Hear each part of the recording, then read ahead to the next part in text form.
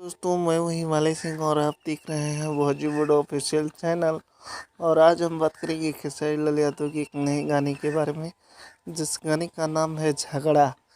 इस गाने को गाया है खेसारी लाल यादव जी ने और इस गाने में म्यूजिक दिया है आर्या शर्मा और इस गाने को लिखा है अखिलेश कश्यप।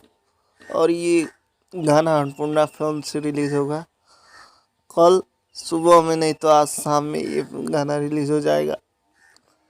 अभी इसका रिलीज डेट नहीं आया, लेकिन कल सुबह में इस गाने को रिलीज कर दिया जाएगा, नहीं तो आज शाम में अन्नपूर्णा फिल्म पे।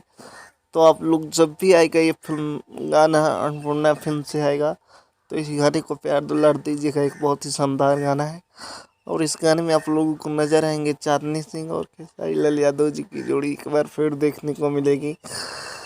तो आप लोगों को ये न्यूज़ कैसा लगा कमेंट करके बताइए, और हमारे चैनल पर नए हैं तो चैनल को सब्सक्राइब कीजिए, लाइक कीजिए, शेयर कीजिए। मिलते हैं अगले वीडियो में एक नए खबर के साथ, तब तक के लिए जय हिंद जय भोजपुरी।